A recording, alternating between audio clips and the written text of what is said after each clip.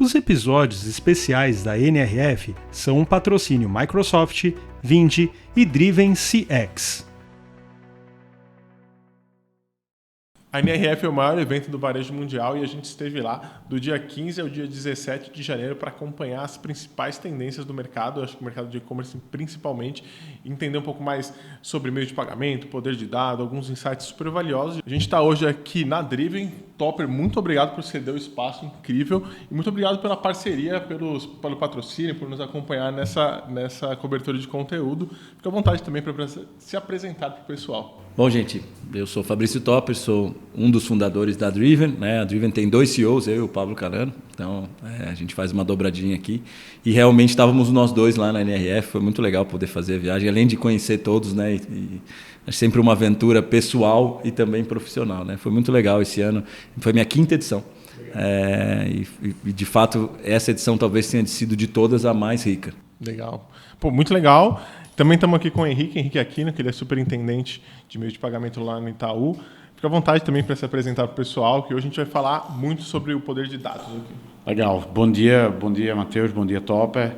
Bom dia a todos. Eu acho que super prazer estar aqui com vocês, dividir um pouquinho de como que foi essa NRF. No meu caso, foi a 2ª edição. A gente tem há alguns anos feito uma comitiva bastante heterogênea do Itaú, desde pessoas do Itaú BBA, como o meu caso, passando pela rede, que é a nossa adquirente. A gente tem agora o Itaú Shop, né, que é o nosso marketplace, e também o pessoal de cartões. Então, foi bem rico. Eu acho que, além de tudo, ter pontos de vista diferentes de uma mesma companhia, né, sobre isso, e uma interação muito forte, eu acho que com clientes, com o ecossistema do varejo como um todo. E eu concordo com o Topper, eu acho que, sem dúvida, foi, pelo menos das 2 edições, eu acho que a mais rica aqui também. Legal. Hoje a gente vai falar muito de dados, eu tive que convidar vocês dois aqui porque eu não entendo nada, eu só vou fazer essa mediação, mas a gente ouviu muito de dados, acho que na NRF, e não tem como a gente não fazer um episódio, acho que exclusivo para falar sobre o poder de dados, que acho que vai permear o varejo não só nesse ano, mas acho que é uma tendência assim, futurista quando a gente olha mais para frente. E uma coisa que acho que a gente viu muito lá é olhar para os dados e usar os dados a favor dos clientes, né? Da gente trazer os clientes um pouco mais próximo das empresas, um pouco mais próximo da gente. E eu queria ouvir de vocês um pouco dessa questão, né? Como que a gente usa esse poder de dados para fazer algumas ações com clientes, até mesmo fidelizá-los, mas também tomar um cuidado, porque foi uma coisa que a gente até comentou num podcast que a gente fez com outro patrocinador, sobre até onde as empresas podem ir para usar os dados e não assustar o cliente, e aí você chegar num poder de você, num lugar que você está invadindo o cliente. Eu queria ouvir um pouco de vocês, como que a gente usa esses dados, né, para fidelizar os clientes sem invadi-los? Vou tomar a liberdade de começar aqui, mas assim, a Driven, a gente atende pouco mais de 60 dos 500 maiores empresas do Brasil, entre elas algumas das instituições financeiras, né?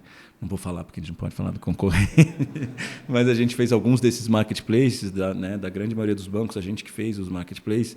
E uma coisa que a gente discute muito aqui, e eu falo muito aqui com o Alexandre Marquesi, que é um dos PhDs do MIT de dados, que é o chefe da área de inteligência de dados da Driven.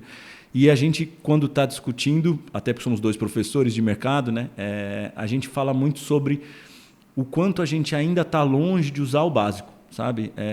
Óbvio que é muito importante que a gente use esses dados para melhorar a abordagem nos clientes, mas sobre todos os aspectos, e eu sei que, né, ele também vem do mercado financeiro, do mercado dos bancos, inclusive, né? Foi um ex-executivo do Itaú também e do Unibanco lá atrás. Então, alguém que tem uma vivência muito grande aqui, ele fala como os bancos já estão há muitos anos à frente disso, né? Do ponto de vista de usar essa inteligência de dados para otimizar produto, venda e relacionamento, mas especialmente como o nosso mercado, agora que ele está desse lado aqui, né, junto no varejo, está distante ainda de usar o básico, né? De entender meramente o comportamento de clusters, de perfis, de regiões, de comportamentos médios do consumidor, até para fazer ajustar coisas mínimas, como o próprio sortimento, a própria precificação.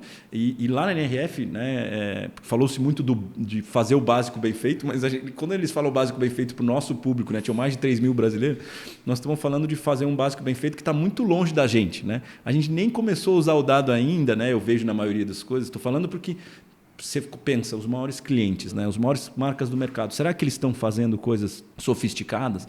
Não, eles ainda estão aprendendo a fazer inbound marketing. Né? Quando eles falam, vou implementar, né, jornadas, agora estou fazendo gestão de jornada, ele está montando régua de comunicação de pré-venda, pós-venda, né, recuperação de carrinho. Então, nós ainda estamos num momento onde a gestão de inteligência, de interação, ela ainda é ou mecânica ou muito rígida. Ela tem pouco entendimento comportamental. Quando ela tem inteligência, ela ainda é sobre uma lógica de, olha, você comprou esse produto, vou te indicar aquele produto. Você gosta desse item, dessa marca, eu vou te indicar aquela marca. E vou te dizer, é raro. Estou falando das maiores marcas do país. É raro. Então, tem muita coisa para ser feita, sem dúvida, mas eu entendo que assim, o hábito de pensar dado, começar uma reunião e qual dado embasa esta conversa? Vamos discutir o que precisa ser melhorado no nosso faturamento. Puxa, qual é o dado que embasa esta conversa? Começar pela premissa de como que a gente usa isso no dia a dia da nossa carreira executiva, né, da nossa carreira profissional, me parece ainda uma dor que está antes dessa, porque a cultura do uso de dado é o desafio. O brasileiro é muito relacional, mas ele se relaciona muito nesse instinto, né, carismático de criar conversas fluídas, mas pouco no intuito de usar, de fato, uma inteligência preditiva do next best offer, né, qual é a próxima oferta, como que eu posso fazer uma abordagem mais analisando o histórico de interação, relacionamento, quanto mais cruzando isso do ponto de vista de interação com o saque, com o sistema de atendimento ao cliente, que daí vem essa questão toda da fragmentação de dados e o como é difícil hoje para as empresas usarem isso de uma forma estruturada para poder ter uma gestão linear da conversa. Você acaba usando isso como fragmentos, vira uma inteligência de interação comercial, interação de relacionamento, mas ela fica pontual. Então, aqui eu descobri uma oportunidade. Eu vou lá, oportunista, uso aquele insight, mas não consigo criar uma conversa fluida. Não consigo criar uma relação baseada no que eu sei de você. Entende? Tipo assim, fica uma interação meramente dentro de um contexto específico e não dentro de uma relação ampliada. Então, não, é para a gente conversar e ouvir vários pontos de vista. Só para a gente setar, de fato, NRF foi muito sobre dados. De fato, tem muita oportunidade de personalizar a conversa. De fato, tem muita ferramenta de otimização. Mas, antes de tudo isso, tem a cultura do uso, né? O hábito do uso. Né? Se a gente não tem o hábito de usar, dificilmente usa. É igual o conversational commerce, voz no e-commerce. Você usa quando você entra no carro, você liga o Waze e você fala com ele por áudio ou você escreve? A maioria esmagadora das pessoas escreve, porque não criou o hábito do uso da voz. Mesma coisa serve dentro da empresa. O hábito do uso do dado. O dado está sendo utilizado como uma premissa para tomada de decisão, para você pensar como que você vai fazer a próxima interação, ou você ainda está pensando no dado, no buzzword do temos que ser data-driven. Né? O nome driven já vem disso, né? Data-driven. Mas será que a gente está usando o dado de fato? Né? Aqui dentro de casa, com o executivo profissional voltado para isso, ainda é um exercício cotidiano de provocar, antes de começar a reunião, legal esse insight. Está baseado no quê? Tirou esse dado de onde? De onde vem essa informação? Porque senão fica difícil. Né? Então, para mim, tem uma questão pregressa a tudo isso, que não é sobre o que nós estamos fazendo com os dados, mas o que a gente de fato entendeu da oportunidade e quanto que a gente colocou isso na nossa rotina como profissionais de mercado. Porque a partir disso fica muito mais fácil a gente usar isso como alavanca. E antes de passar a palavra, ficou difícil para você, Henrique, depois dessa aula aqui, agora como que a gente vai continuar, né? Mas uma coisa que você falou, Topper, e é muito legal que, independente do assunto que a gente esteja conversando nessa temporada que a gente está falando sobre NRF, todas as pessoas falaram sobre um conceito em comum, que é back to the basic, volta para o básico. Vamos olhar antes o que a gente está fazendo minimamente? Então, esse é um ponto interessante que a gente falou de tendências no e-commerce, falaram sobre isso. A gente falou sobre varejo de rua, vamos falar sobre isso. Então, é muito interessante quando a gente olha e, na verdade, esse conceito, né, de voltar para o básico, entender o que está acontecendo, é muito interessante. Agora, eu queria ouvir um pouco de você também, Henrique, dessa questão de dados, acho que talvez puxando para um outro mercado, como que você enxerga essa possibilidade? Perfeito. Primeiro, a régua realmente ficou lá em cima, né? Mas por ser comercial, eu vou me ancorar no discurso aqui. E eu acho que eu concordo absolutamente com tudo que o Topper falou. Eu só queria enfatizar talvez 3 pontos, né? Eu acho que o primeiro é a ascendência, né, do mundo digital e naturalmente, né, o que o consumidor tem de expectativa, ela está puxando a régua do varejista, né, e naturalmente não só do varejo, mas de todos os setores da economia aqui em relação a o que o consumidor entende que a empresa tem que saber sobre ele, né? Então, aquele básico, né, de você está comprando um determinado produto, está comprando um copo, né, e você oferecer um suporte para copo, isso de fato é muito básico, né? Então, se você não oferece, ele vai procurar um outro marketplace, um outro e-commerce, enfim, uma outra experiência que ofereça isso aqui.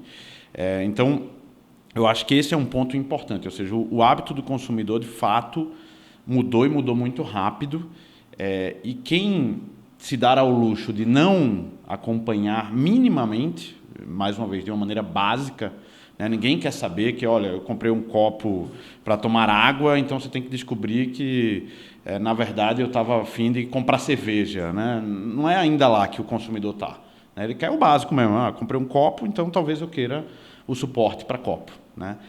Então, esse é um primeiro ponto aqui. Eu acho que, emendando já com o segundo ponto, acho que muitas empresas se perderam, especialmente nos últimos 1 ano e meio, em achar que o dado era algo completamente mirabolante para atender a necessidade do consumidor.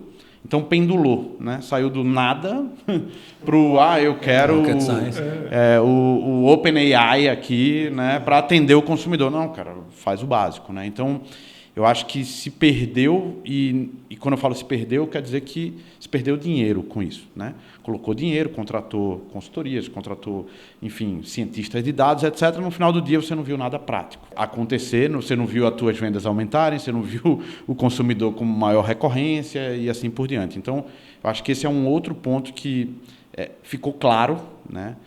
E o terceiro, eu acho que aí, talvez, olhando o lado bom de toda crise, né? Eu brinco que nunca percam a oportunidade de aprender com uma boa crise, é a lei da escassez, né? E a lei da escassez, ela está forçando as empresas, e aí conversa muito com o que o Topper comentou, e eu concordo absolutamente, né? Que é a questão da cultura de dados, né? Então, ela está forçando as empresas que antes o empreendedor, ou o diretor, ou seja lá quem fosse o decisor aqui, era totalmente no feeling, né? Você contratava a pessoa, essa pessoa tem 30 anos de mercado, ele tem um feeling disso aqui, né? Então, os KPIs, os famosos KPIs, numa crise, eles se tornam super relevantes, né? Então, você pode até não ter a cultura, mas você vai começar a olhar muito mais para número, que, consequentemente, tem dados por trás, ou não, né? Mas eu acho que a crise agora ela traz uma oportunidade ímpar também, obviamente que ancorada nesses 2 outros pontos, né? O hábito do consumidor, essa expectativa do consumidor aqui, né? Que o mundo digital trouxe, e também a quantidade de desperdício em investimentos que foram feitos e não aproveitados aqui no que seria o pêndulo máximo de dados aqui, eu acho que é um outro ponto super legal. Então, esse é um ponto super bacana, e só para tangibilizar isso, eu toco o que a gente chama de Banking as a Service. Uhum. Então, a gente discute lá montar bancos digitais com alguns clientes. E aí a gente vê um monte de conselho de administração, comitê executivo chamando a gente para conversar.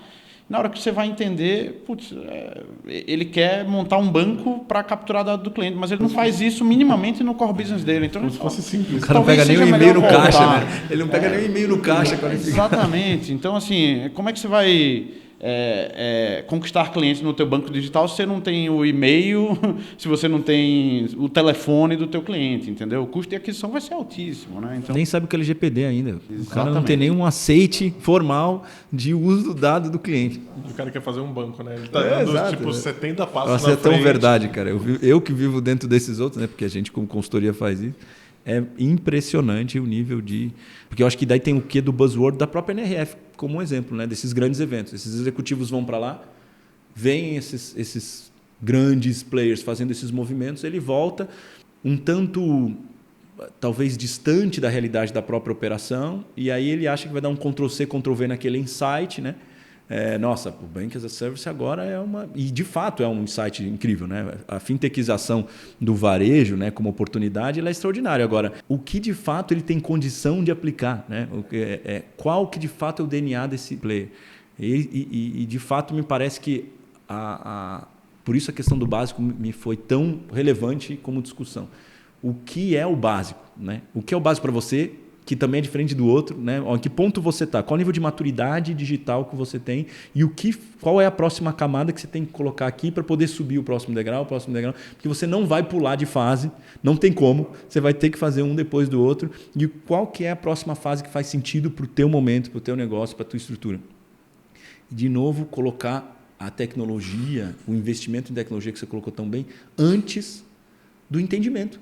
Né? O cara não entendeu, não sabe como usar o dado, não colocou, né? Nem sabe o que... Porra, CRM, o que é CRM? Volta e meia eu escuto ainda Customer Relationship Marketing, né? Não é management. Né? Não, porque a gestão do relacionamento com o cliente não é tão relevante. Agora, marketear a conversa com o cliente, então ainda confunde o conceito na essência do que é essa gestão de relacionamento. Então, como é que você vai fazer uma gestão qualificada se você não entendeu porque você colocou agora o Chat GPT? Agora... O Chat GPT vai falar incrivelmente personalizado com o seu cliente. Quem é seu cliente? Né? Você vai falar com quem? O quê? Não, mas o chat, a hora que você pediu, ele vai mesmo. O Chat GPT vai ser ótimo para escrever um texto incrível para o seu cliente. Desde que você saiba quem ele é, que você tenha o dado para conseguir falar com ele e que você consiga, né, entender o que faz sentido de investimento de energia e dinheiro nesse cliente. Porque no final do dia, a conta precisa fechar. Né? É isso. Então, é impressionante a distância, né, cara? Uma coisa que você falou também, Topper, acho que já dá até para fazer uma conexão super legal de como que a gente consegue aproveitar esses dados, e eu acho que uma coisa que também foi muito falada na NRF, acho que vocês também devem ter ouvido algumas coisas lá, é de programa de fidelização, programas de fidelidade. Como que as empresas pegam esses dados? Eu acho que já está um pouquinho mais do que o básico, na verdade, porque acho que criar um programa de fidelidade que faça sentido para o cliente precisa de um pouco mais de maturidade, precisa um pouco mais de entendimento, justamente, de dados, do quem que é o cliente, como que conversa. Não é só chegar e ficar falando com ele e oferecer determinadas vantagens a esmo. Mas eu queria também ouvir a opinião de vocês sobre o programa de fidelidade. Vocês acham que isso, de fato, é alguma coisa que tende a ser tendência, talvez, para os próximos anos? Se sim, por meio de dados, como que a gente consegue embasar isso? Ou vocês acham que o programa de fidelidade ainda, para que seja, de fato, durável e que faça sentido, ainda precisa de um pouco mais de estrutura, e aí pensando até mercado Latam, Brasil e talvez Estados Unidos, quem tem um pouco mais dessas maturidades? Ou vocês estão muito conservados, ou eu provavelmente sou mais velho nessa sala. Porque, se estiverem conservados, parabéns para você. Não é o meu caso. Mas, sobre todos os aspectos, pensa que... Por que eu estou falando da idade? Porque nós estamos falando de fidelidade e CRM, cara, há 20 anos, cara. Mais de 20 anos. E-commerce nós estamos falando há 25 anos. 26 anos esse ano, se não me engano. 26 ou 27. Eu sou um dos diretores da Associação Brasileira de Comércio Eletrônico. E foi em 21, a gente comemorou 25 anos, não pudemos fazer porque era pandemia. Então, nós estamos 23, 27 anos de e-commerce no Brasil. Né? E aí nós estamos falando de CRM como se fosse fidelidade, como se fosse assim, agora é uma tendência. Eu acho que... Eu não acho. Eu tenho certeza que uma vez que nós estamos fechando o cerco para o uso qualificado dos dados nas empresas... Se as empresas não entenderem logo o que elas têm de dado dentro de casa e qualificarem os dados, elas vão ter muita dificuldade de acessar de terceiro. Então, elas vão precisar fazer isso dentro de casa. O programa de relacionamento é só mais uma forma de empacotar o entendimento de como você faz isso. E como nós estamos com um especialista de banco aqui, o que eu posso falar é que tem um passivo enorme quando você fala de programa de relacionamento. O risco por trás disso, de você não saber o que você está fazendo, quando você cria um ponto, uma lógica, porque uma coisa é eu criar uma sistemática de gestão de relacionamento, ou seja, ter uma lógica de CRM com gestores cuidando dessa relação, da rentabilização da base, da clusterização, do entendimento da persona de comunicação, da persona funcional, dos contextos de consumo, da jornada, né, do user experience desses caras, da gestão de funil, qualificar o meu PNL por funil, por cluster, por persona. Tudo isso é lindo. Agora, quando eu coloco um programa de fidelidade, de relacionamento, e eu informo o meu cliente, eu crio uma expectativa simples. Eu vou te dar um exemplo velho, mas que para mim sempre é pertinente. Tapete vermelho da TAM. O tapete vermelho da TAM estava em todos os aeroportos, em todos os lugares do mundo, em todos, inclusive os embarques. Então, eles iam lá, desenrolavam um tapete vermelho. Eu trabalhei, meu primeiro emprego foi check-in da Varig. Eu trabalhava no check-in da Varig no aeroporto de Guarulhos. Boa Varig. Então, pra você ter uma ideia, era uma coisa mágica, porque você estava no tapete vermelho e você era do programa de fidelidade. Então, fazia sentido. Quanto custava para manter esse tapete? Para manter ele limpo, para manter ele arrumado, para manter ele presente? Eu não estou falando de dinheiro, de ponto, estou falando só do tapete vermelho. Okay? Tirei o tapete vermelho. Você tem ideia da quantidade de reclamações e de dores de relacionamento com o cliente? Porque eu não era mais importante. Antes as pessoas me viam no tapete vermelho, eu estava no tapete vermelho, eu me sentia importante. Agora eu não tenho mais esse reconhecimento. Não basta ser, tem que parecer, né? Então imagina o que foi uma simples decisão de fui e voltei. Nessa decisão simples. Então, o programa de fidelidade, sim, é uma realidade. Sim, importantíssimo que a gente faça isso. Diria que hoje a gente tem coisas mais eficientes no Brasil, como a própria questão, né, da lógica do cashback, de coisas mais importantes, porque no final do dia é o cliente se sentir reconhecido e recompensado e você ter uma ferramenta de estímulo para a próxima compra, para o movimento qualificado que você quer do cliente. Eu quero que ele experimente aquela categoria, vou dar mais para ele ali, mais para cá. Então, ter ferramentas para fazer essa condução, essa gestão de influência de jornada faz todo sentido. Mas entender o que está por trás disso e até o passivo que você tem, não só no ponto, na moeda, neste benefício, e o que significa você ir e voltar nesses experimentos, é muito importante. Então, entendo que sim, é uma tendência. Sim, já está velha a dica de que precisa fazer isso, mas, de novo, tem um quê de maturidade. Qual é a maturidade que você tem? Será que você está pronto para essa fase? Será que você não devia aqui pensar primeiro de novo? Cara, estou pegando o e-mail desse cara, criei uma forma de conversar com ele qualificada. Hoje, se ele reclama no saque, eu não ligo para ele fazendo uma oferta no mesmo dia que ele reclamou no saque, dizendo que ele quer cancelar o serviço, porque a gente faz isso em todos os lugares. Então, será que a gente já costurou essa jornada? Entendi quem é meu cliente e agora fala assim, puxa, dimensionei, pilotei, e aí é uma coisa fundamental. Se vai fazer fidelidade, pelo amor de Deus, pilota no ambiente menor, testa aquilo, as variáveis, vê se tem aderência, cria algo temporário. Primeiro faz isso, né, no silêncio da relação, estou te gerando benefícios que ainda não são um programa oficial. E aí testei a aderência, vou indo para os próximos passos. Mas não sai fazendo um programa, lança... Sem ter uma mínima estrutura. Né? Porque, cara, programa de fidelidade tem um monte no Brasil. Sim. Também tenho vários clientes de varejo que tem lá um totem. O cara tem um totem de desconto. Você chega lá, ninguém clica no totem. O cara... não, as pessoas vão lá e fazem o cadastro do dado. Sabe por quê? Porque o vendedor é obrigado, porque senão ele não ganha a comissão dele. Aí o vendedor leva o cara até lá. O cara vai lá, coloca o dado no totem para tirar uma filipeta de desconto de centavos. E o cara fala, mas isso aqui não é desconto. Aí não, mas isso aqui é o programa nosso. Então, na próxima vez que ele vai, ele não pega de novo. E a próxima vez, o vendedor não ganha. Então, é morto. É um investimento boçal de novo. Tem, na verdade, né? Isso. E pior, cara, ele gera uma frustração. Porque naquele momento você criou um programa de benefícios, porque um programa de fidelidade pressupõe benefício. Você coloca o benefício e ele não gera valor percebido. Não gera valor percebido, você ainda criou um cancro, que é aquela história, tipo assim, não, tem uma coisa incrível para te contar. E aí você conta e fala assim, era isso? Não tem nada melhor, não, né? Tem certeza que isso era interessante? Então, entendo como tendência, acho que o brasileiro, com dinheiro escasso, ele vai ser sempre adepto a esse tipo de movimento. O brasileiro quer oportunidade, a gente é oportunista por natureza, o ser humano já é, né? Mas aqui no Brasil a gente precisa, dinheiro é menor, vai ficar cada vez mais escasso. Estamos falando de um momento complexo na economia, tudo que a gente puder fazer para criar essa sensação de oportunidade e fechar o cluster, ou seja, der uma razão para o cara não tentar ali do outro lado e ficar aqui, é super importante fazer. De novo, como fazer, qual a qualificação desse movimento, né? E o faseamento. Será que você está pronto para isso ou tem algumas lições de casa anteriores fundamentais para que você possa partir para um movimento desse? Acho que esse é um ponto importante. Sim. Da questão, quando a gente fala do Itaú, acho que rede também, essa questão de programas de fidelidade, acho que você tem muita propriedade para falar, por já ser um programa, acho que pelo menos lá mais estruturado, que já tem um começo, meio e fim, tem um pouco mais de estrutura, mas também queria ouvir um pouco de você, o que você imagina de programa de fidelidade, Henrique, para o futuro, talvez alguma nova tendência que talvez você tenha visto na própria NRF, que talvez a gente consiga trazer para o Brasil num período curto. Perfeito, Matheus. Eu acho que o ponto, e reforçando muito do que o Topper já trouxe, é a cultura, né? Então, o que é que você quer com aquele programa? Acho que o primeiro ponto é esse. Você quer só engajar o cliente e manter algum nível de recorrência? Aí eu vou discordar um pouquinho do Topper. Talvez algo mais simples, como um programa de cashback, onde você seleciona lá o SKU e diz, olha, para esse produto eu vou estimular, para esse eu não vou estimular, talvez funcione.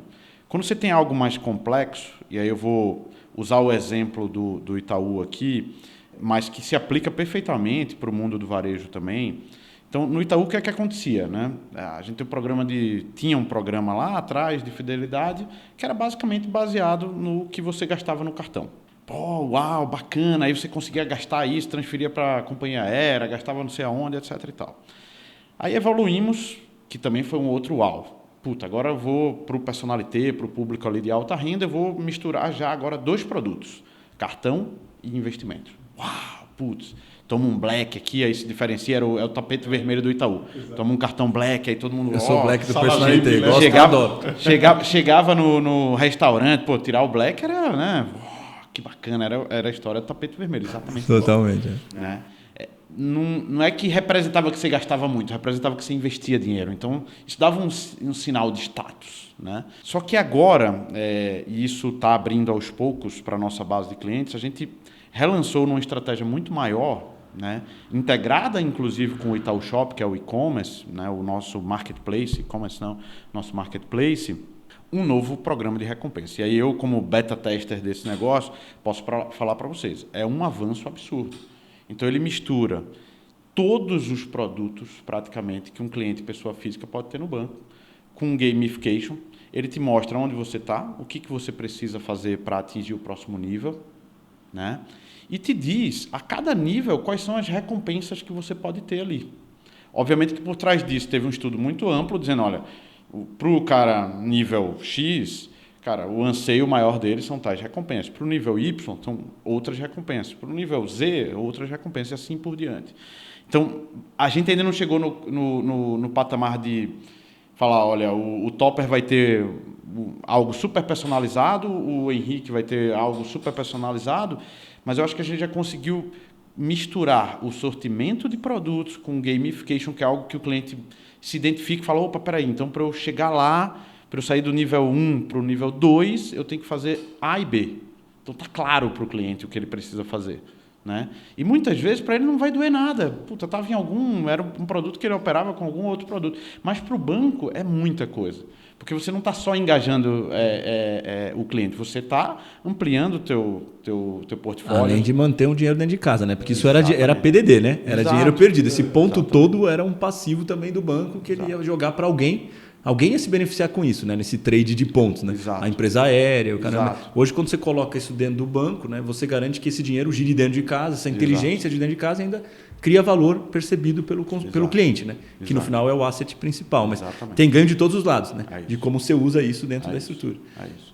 Então, esse ponto, assim, misturar, né, o programa de recompensas com os anseios e as necessidades da empresa, e aí volta lá nos KPIs, quais são os teus KPIs, onde é que está doendo, etc. Isso é super importante, entendeu?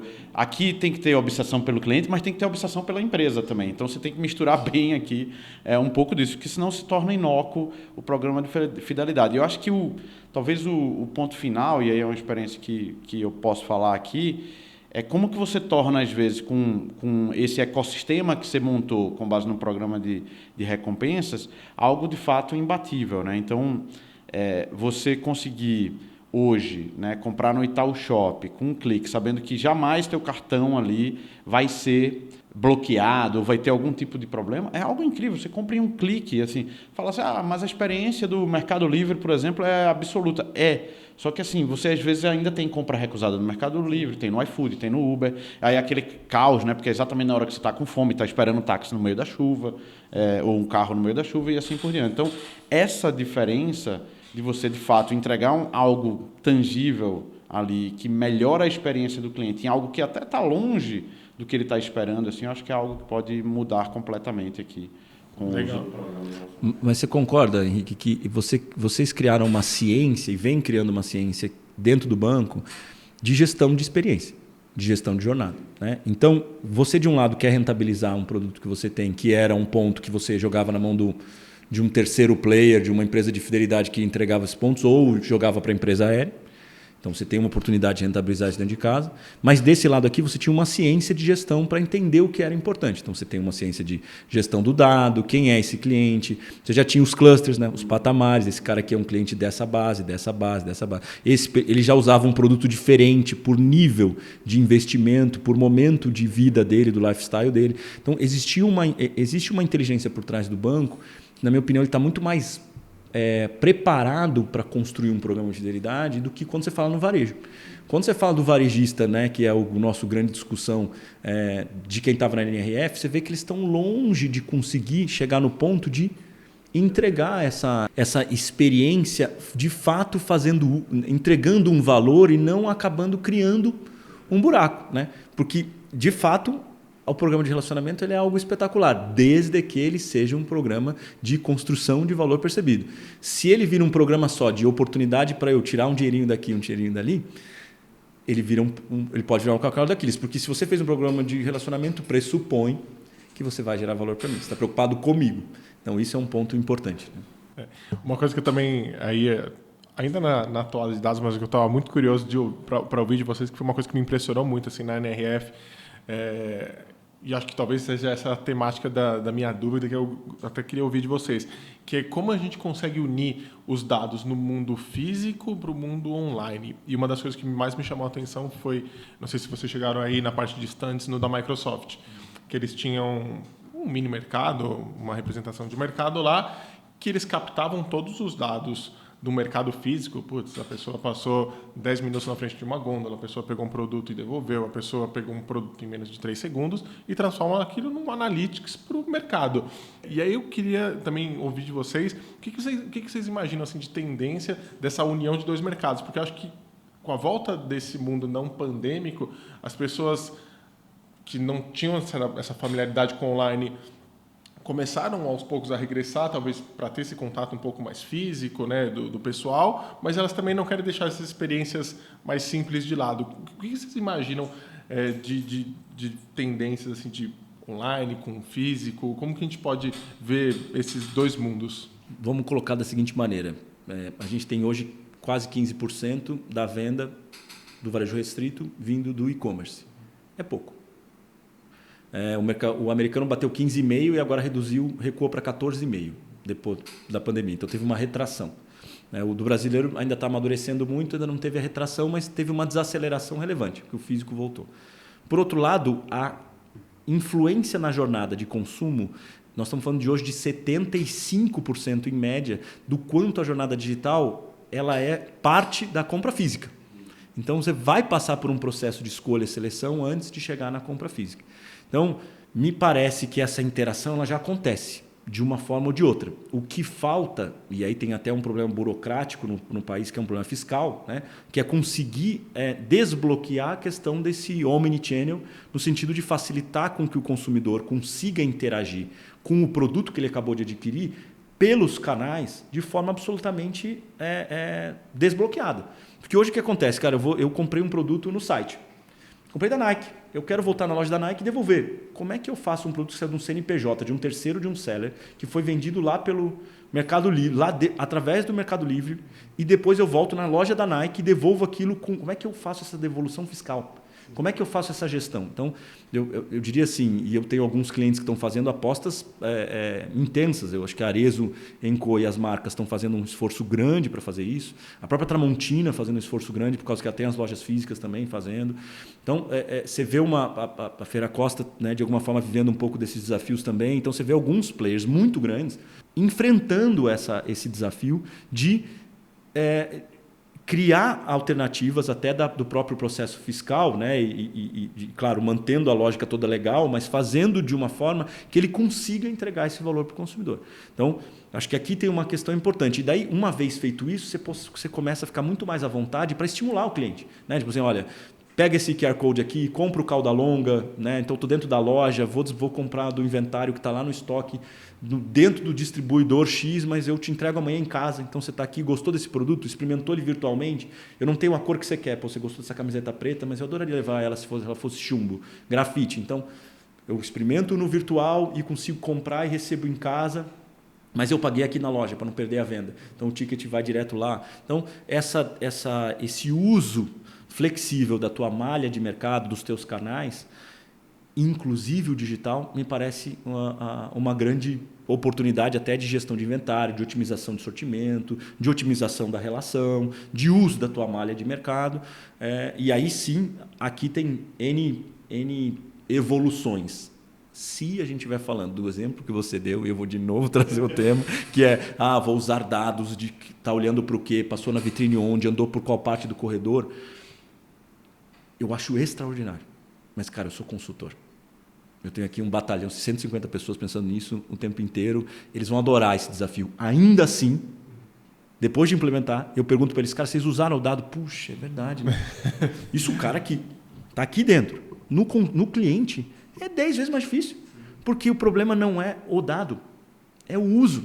Se você depois não acordar de manhã, buscou esse dado todo, pôs essa parafernália e usar aquilo como inteligência de otimização, não vai melhorar sozinho. Porque isso tudo é inteligência para você melhorar a próxima loja, a próxima loja, a próxima loja. Fazer experimentos o tempo inteiro. Você tem que ter cultura de experimento cotidiana na tua loja. Se você não tem essa cultura, você vai fazer qual otimização? E daí você olha para aquele investimento e vê o que ele trouxe no final do dia, você fala, não. Não vou fazer mais, né? Deixa pra lá. Vou colocar dinheiro em outra coisa que talvez... E não que o dado não traga um retorno imediato, mas ele não traz um retorno imediato porque as pessoas não usam. Porque ele poderia trazer um retorno isso, cara. Eu tenho aqui um cara que é um Anselmo Brigantino, que é um dos diretores aqui. Ele era da Brasil Telecom, foi Motorola, foi caramba, porque eu vim da indústria de telecom. Cara, Brasil Telecom, você lembra dessa marca? Brasil Telecom, né? Os caras da sede lá em Brasília, tinham operação no Brasil inteiro. Depois os caras foram, né, se agrupando, vendendo, aquela coisa toda das teles. A gente tinha lojas com medidor de quanto tempo o cara ficava na frente da vitrine. Cada um dos andares da vitrine, cada uma das torres da vitrine eram feitas por feature. Então, qual era a funcionalidade? Porque na época os celulares tinham ou câmera fotográfica, ou MP3, ou teclado. Você lembra disso? E quanto tempo você ficava em cada parte para saber se aquela loja tinha mais probabilidade de clientes querendo comprar determinada categoria ou determinada feature? Porque daí depois a gente influenciava e mudava a vitrine e mudava a oferta. Isso, estou falando de 20 anos atrás. Pergunta se conseguia aplicar isso no resto das lojas, porque o gerente não via, porque o outro não dava atenção, porque tinha uma disputa até do dia a dia de atenção dos próprios gestores. Então, isso há 20 anos. Então, essas tecnologias estão disponíveis há muito tempo. Não é, de novo, sobre ter a tecnologia ou sobre conseguir fazer. É sobre criar o hábito de usar para isso. Talvez, como o Henrique colocou, com o diretor escassez chegando, né? Eu adoro esse. Tinha um chefe que dizia assim, cara, chegou o diretor novo na empresa. Quem que é esse cara? Não, é o diretor escassez, agora ele vai tomar a decisão rapidinho. Então, talvez o diretor escassez com a crise traga, de novo, um momento de as empresas olharem para isso com mais critério. Mas se não aculturar o uso, se não trouxer, arregaçar as mangas e criar grupos de estudo dentro da empresa, com o hábito de olhar para isso e com o que tem de oportunidade, a gente não vai sair do outro lado com essas grandes otimizações. Desculpa bater tanto nessa tecla, porque no final do dia, dado... Eu estou aqui dentro do problema, cara. Estou dentro das empresas, dos mais diversas. E o problema não é conseguir ter o dado. Talvez ele esteja bagunçado, mas o dado existe. Não é sobre ter um insight sobre o que o dado pode fazer, porque a oportunidade está posta. Em todas as empresas tem oportunidade de otimização. Não é sobre não ter profissionais qualificados, porque você tem gente qualificada pra caramba em todas as empresas. É não ter o hábito de parar, debruçar sobre o dado, parar e pensar, tipo assim, para esta oportunidade, quais são os dados que eu posso buscar? O que eu quero destes dados? Como que eu vou, a partir de agora, continuar olhando para esse dado para ver se de fato aqui teve um learning e um ganho? Então, como é que eu vou metrificar o ciclo de aprendizado? Daí sim você tem um ganho. Senão a gente vai continuar falando de dados como algo, o novo petróleo, o novo insight, né? A nova tecnologia, as câmeras. Não, Amazon Go, você entra e você nem precisa tirar seu celular. Mas isso vai ser uma startupzinha de 3 lojas, de 10 lojas. Não vai mudar. Não é o que vai... todos os mercados vão ser assim. Isso, vai continuar uma coisa para alguém fazer um experimento que é quase um buzzword de imprensa. Olha, que legal esse insight. Mas isso aqui é prático? Isso aqui é efetivo? Isso aqui está mudando o jogo? Está mudando onde? E está. Só que a maioria não para fazer isso. Não tem o hábito. A gestão no Brasil ainda é na cultura da tarefa. Missão dada, missão cumprida. Me deu uma tarefa, me diga o que eu preciso fazer. O que eu vou fazer? Agora, se eu tiver que parar e pensar o que eu devia estar oportunizando, não faço. Eu acho que, só complementando, né, falando especificamente de omnicanalidade e não de dados ainda num primeiro momento, eu acho que, para mim, é muito curioso, e aí eu vou vestir o chapéu aqui de consumidor, né? Como é que, com toda a complexidade que o Topper muito bem mencionou, uma empresa do e-commerce te dá uma experiência melhor numa devolução de uma compra do que uma empresa física. É muito louco. Então, hoje, eu prefiro comprar num grande marketplace, que eu sei que se eu tiver um problema com um produto que eu não estou vendo, vai ser muito mais fácil eu trocar o meu produto ou eu cancelar a minha compra, né, do que se eu for numa loja física, num shopping center de um grande grupo. Então, isso para mim é algo insano, né? E talvez os cientistas, os professores e acadêmicos aqui consigam responder melhor do que eu. Então, eu acho que esse ponto ele mostra muito bem o abismo que a gente vive da omnicanalidade, né? E aí, falando sobre a NRF, algumas coisas que eu vi lá de uma maneira mais clara, de fato, a loja, e aí experiências positivas, né? A loja, e principalmente quando ela não é verticalizada, né? Tirando os exemplos, enfim, onde a indústria virou um varejo, né? Aqui eu acho que você tem uma oportunidade ímpar, e eu acho que é por isso que muita indústria vira varejo, né? Mas um varejo, né, core aqui, pegar uma Best Buy da vida. A experiência que você tem hoje numa loja de uma Best Buy, que você vai, e não tem nada a ver com a compra do produto. Você vai lá para resolver problema. Então, teve um problema no meu celular, na câmera que eu comprei do meu bebê. Você vai lá, o cara vai resolver teu problema, cara, você vai comprar um outro produto. Enfim, eu acho que isso, para mim, talvez o grande problema da omnicanalidade. Mas você fala, você está falando do físico? É isso. Se a experiência do físico, a gente está sendo encantado por algumas experiências no online. Se a experiência do físico não acompanha, cada vez mais fica estranho, né? Você vai no físico porque você está comprando uma roupa, precisa vestir, provar, etc. Mas se alguém consegue falar, eu consigo te medir aqui, ou cria, sei lá, uma câmera aqui com uma realidade aumentada, o cara vai te dizer, olha, teu número é M, é o normal, mas comigo vai ser P, cara. Compra o P. Aí você compra o P uma vez, viu que deu certo da camiseta preta, você só tem camiseta preta, você só vai comprar lá. Entendeu? Então, no final do dia, a omnicanalidade quer dizer o quê? Cara, é você engajar, reter e vender mais, né? Todas essas palavras, na verdade, volta para o básico, né? Como que você, enfim, faz esses 3 pontos aqui de uma maneira muito integrada. Então, eu acho que a gente vive, né, assim como em tudo, essa dualidade aqui, esse abismo aqui entre 2 pontos. Em relação a dados, assim, algumas experiências que eu vi lá me chamaram a atenção, não do ponto de vista de omnicanalidade, mas do ponto de vista de experiência mesmo, né? Então, ver a Amazon Fresh, por exemplo, né? Que, já fizeram diversos modelos, voltando para um modelo onde você usa o seu cartão, né, para entrar na loja, para sair na loja e sai com o produto sem ter que ir num checkout, etc. Eu achei isso incrível, né? Ele já te mapeia no início, né? Antes, tentaram biometria facial, tentaram a mão, né? Chegaram e falaram, mas, cara, todo mundo tem um cartão, né? Ou no limite vai estar no celular da pessoa o cartão, usa por aproximação ali. Então, e isso tem uma parceria, né? Como que você usa o dado que está lá no emissor do cartão junto com o dado que está no varejo, que está comprando lá. Então, acho que esse é um exemplo prático, talvez, de amadurecimento de uma experiência de omnicanalidade, né, que você fala, pô, eu entrei numa loja, peguei os produtos, queria pegar os produtos ali naquele momento, né, e sair de uma maneira muito rápida, sem fricção. E imagino eu, né, que eles conseguem utilizar o dado aqui de uma maneira muito mais tranquila, né, do que aquele cliente utilizou. Então, eu acho que esse abismo assim, da omnicanalidade, para mim, ele é muito forte, e eu acho que ele traz desafios grandes para o varejo físico, assim, porque, de fato, a experiência do consumidor mudou, né? Antes você comprava uma geladeira, né? Meu exemplo, eu tive exatamente esse exemplo. Eu comprei uma cervejeira. Aí comprei numa loja, puta, fui lá, tudo lindo e maravilhoso, experiência incrível. Cara, deu um mês, o negócio deu pau. Aí o que aconteceu? Fala com a indústria. A loja não se preocupou em falar, não, eu vou resolver o teu problema. Eu troco. Deixa comigo. Não, nem que ele não troque, ele poderia fazer a ponte, ele poderia ter um saque e tal. Te apoiar, né? Aí o que provavelmente acontece? A indústria reclama que não conhece o cliente final, o varejo reclama que a indústria não presta um bom serviço, e eu, como consumidor final, fiquei 4 meses e meio sem o produto para gelar uma cerveja em pleno verão. Então, esse é um exemplo básico. Dos problemas, na verdade. Né? Então, como é fragmentado, né, esse universo aqui. Eu acho que a dificuldade da omnicanalidade, quem acertar no varejo físico, esse ponto, sem pirotecnia, falando em serviço, né, é serviço a omnicanalidade, para mim.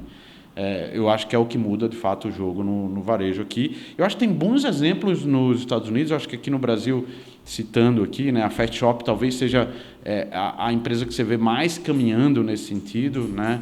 Você chega lá, você consegue resolver o problema de um determinado produto, não são de todos, mas talvez esse seja um caminho interessante aqui do que a gente chama de omnicanalidade aqui. O papo tá ótimo, acho que a gente conseguiria ficar falando por mais umas 2 horas, mas a gente tem um tempo curto aqui para os nossos episódios. Então, vou finalizar com perguntas de jogo rápido, que é como a gente costuma finalizar aqui os nossos podcasts. Vou começar com você, Henrique. Como que você define a NRF? Pode ser uma frase, uma palavra? Eficiência. Eu acho que eficiência no BAU talvez tenha sido o grande foco desse ano aqui. Você, Topper, como você define a NRF de 2023, principalmente? Diria que tem totalmente a ver com eficiência, mas é cuidado que você tem... Esse é o momento de cuidado do que você tem de mais valioso. Então, cuidar de cliente, cuidar de canal e cuidar de sortimento. O que tem mais valioso no varejo são esse trinômio. Se você não cuidar deles, nesse momento você está deixando um flanco aberto num momento muito desafiador. Então, é sobre tirar mais sumo, né? Ou seja, tirar mais suco desse limão essa é a hora. Então, tem muito a ver com eficiência, com certeza. Mas eu diria nesses 3 aspectos: clientes, sortimento e canais. Essas 3 coisas precisam funcionar melhor. E eu já vou aproveitar e já fazer a outra para você, que é: o que você considera o varejo digital? O que a gente pode definir como um varejo digital hoje? Para mim, varejo digital hoje é a capacidade que você tem de gerenciar, influenciar e coordenar a jornada do seu consumidor para que ele chegue até o carrinho, compre o produto. E não estou dizendo do carrinho digital, estou falando do físico também. Eu acho que o varejo digital hoje é sobre isso. Como é que você, antes do seu consumidor chegar no seu estabelecimento, seja no seu site, seja na sua loja física, você consegue influenciar essa jornada, e construir valor ao longo disso para que ele chegue até você e consolide a compra, consolide o relacionamento. Acho que o varejo digital tem muito mais a ver sobre essa gestão de jornada. Acho que jornada é a chave para construir isso, né? Eu vi muito buzzword da narrativa. Então, você não vai gerenciar a narrativa se você não entender a jornada, né? Então, é primeiro entender a jornada e depois ajustar a narrativa para que você possa vir coordenando esses passos para que o cliente chegue aonde você precisa que ele chegue e tenha o movimento que você gostaria que ele tivesse. Então, você precisa cientificar esse processo. Isso faz parte dos dados, né, que a gente totalmente. E a gente conversou isso. E você, Henrique, o que você considera o varejo digital hoje? Eu acho que é muito na linha do Topper. Eu acho que o encantamento, né, acho que é a grande palavra que passa exatamente pela jornada, né? Então, hoje, né, essa fluidez do mundo digital, para mim, ele deixa muito claro que o grande ativo é exatamente você conseguir fazer com que o cliente seja recorrente, né? E depois que você traz uma experiência diferente, dificilmente você vai voltar a viver o que você vivia antes, né? Então, um exemplo prático do meu mundo.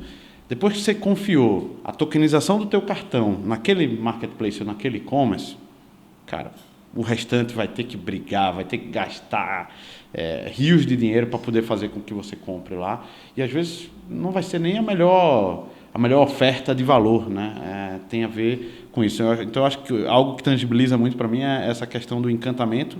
E eu brinco, eu uso muito esse exemplo do tokenizar, né?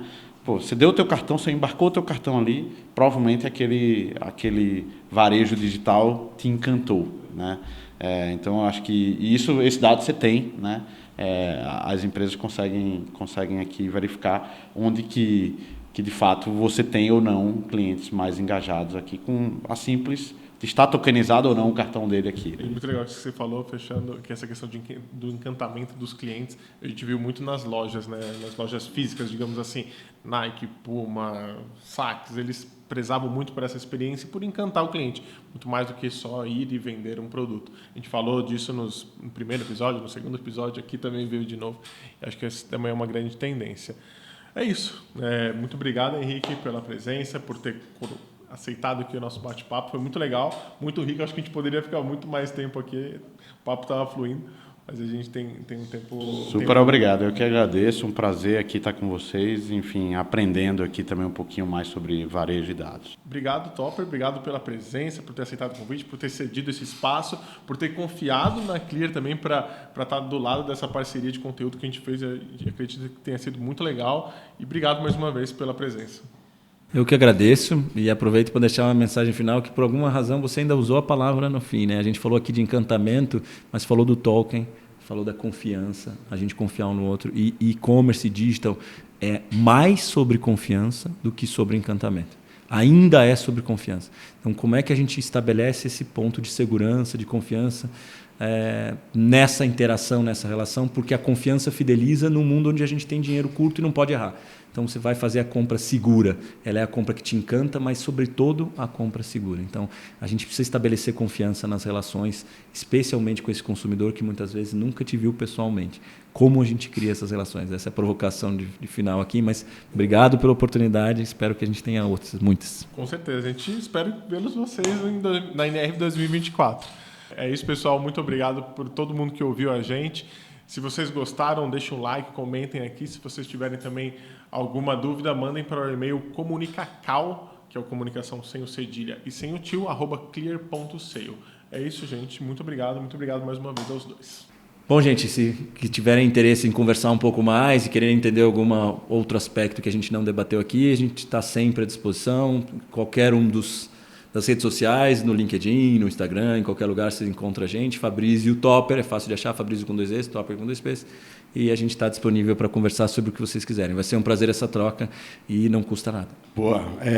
Foi um prazer estar aqui com vocês também. Quem quiser conversar um pouco mais além, não só de varejo, de meios de pagamento, Banking as a Service, totalmente à disposição. Muito fácil de me achar no LinkedIn, Henrique de Aquino Pereira. Estou totalmente à disposição para a gente permanecer aqui e continuar essa conversa.